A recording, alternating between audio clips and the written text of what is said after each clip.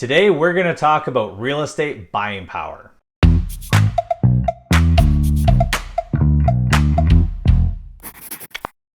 Welcome back to the channel and thanks for being here. I once spoke at a high school career fair, back when we could do those kinds of things, about being a real estate agent. I was asked to speak about what it was like to be a real estate agent. Things like, how do you become an agent, to what does a typical day look like? Those kinds of things. When I finished my presentation, it kind of hit me, and I've never forgotten that what may have also been helpful were tips about getting into the market as an owner. So whether you're just about to buy your first property or don't even know how to begin saving for your down payment, this one is for you. The first piece of advice, also the most important, is that the more time that you have on your side, the easier things are. Therefore, the absolute best time to start planning was 10 years ago. The second best time is right now. Slight disclaimer, I'm going to be doing some basic investment math, and as I'm not a financial planner or an accountant, when figuring out your personal strategy, it would be best to talk to both of those professionals. They will be able to guide you to the most efficient manner of saving or investing to avoid unnecessary taxation. I hear it often, you probably do too, that the largest obstacle to owning property is saving for the down payment, which is true. I'm going to talk about that in a minute. The second largest obstacle is debt.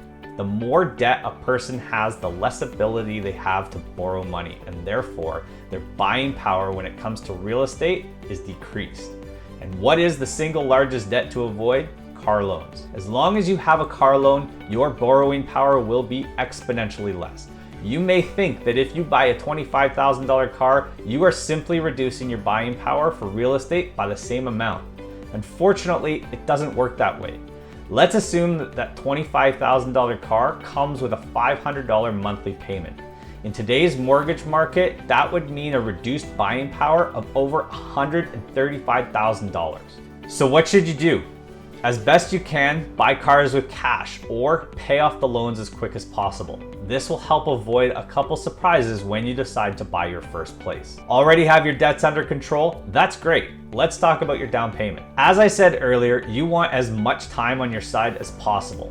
Assume you want to buy your first place when you're 25 years old. How much do you need to save depending on when you start? Note, the following calculations assume a regular weekly investment at an average annual return of 6% and a savings target of $25,000, equal to a 5% down payment of a $500,000 purchase. If you start saving when you're 23 years old, you'll need to save nearly $250 each week, and only $1,400 of your savings will have been interest. Start when you're 20 and you'll only need to save about $90 per week and will gain nearly $3,500 of interest. However, start on your 18th birthday and you only need to save about $60 per week, which is less than $10 a day, and you'll be collecting approximately $4,700 of that in interest.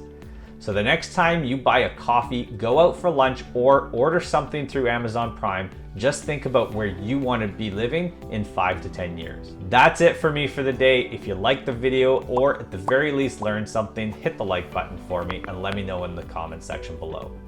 If you haven't already, please consider subscribing. Other than that, thanks for watching and have yourself a great day.